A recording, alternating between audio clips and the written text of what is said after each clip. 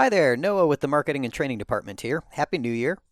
Wanted to share with you some examples of things that we can do to increase our average ticket size and just have our ERS folder just make more money for us without us really having to do anything, which is, sort of the point of ERS. But first, I want to encourage you to subscribe to our YouTube channel by clicking on the little button up there so you don't miss any news or updates. So as the title of the video says, this is going to be about optimizing your sales. And so what we're going to talk about today is high demand pricing. And basically what it does is it automatically increases your prices by whatever margin you decide when you have over X number of events on a given day. And I just recommend basically all of you put this in there for everything. I mean, there's really no reason not to as far as I can tell. So we can see that if we go to Admin, Rules, Price Rule Sets, and we can apply high demand pricing to any price rule set. The only price rule set that I would say do not put high demand pricing in is sales items or items for sale. Any price rule that has the word sales in it needs to remain empty in order to function properly. So I'm going to go ahead and put high demand pricing in all of my price rule sets except for sales items.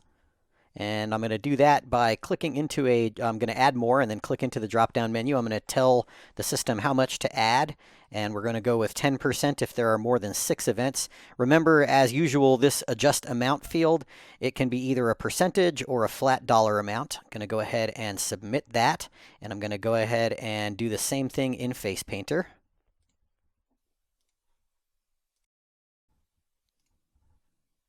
And the same thing again in this test one that oh, it looks like I already put high demand pricing in there. I must have been doing some experimenting. Okay, so going to change that event count threshold and we're good to go here. So then let's go ahead and go into our scheduling calendar and find a day that has 6 events or more. No surprise, July the 4th already does.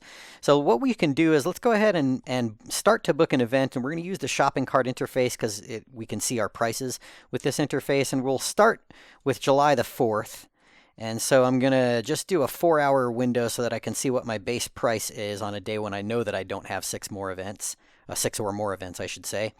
So, okay, so $98 on my regular bounce house. So then if we click in to change our date to July the 4th, where we do have already 6 events, we should see an increase in price. So let's go ahead and go in here. Yep. So it added $9.80, which is 10% of 98 to the price. So that is working correctly. I want to encourage you to check in with the tech support department after you do this. Anytime you touch availability rule sets, schedule profiles, or price rule sets, it's always a good idea to check in with the tech support department.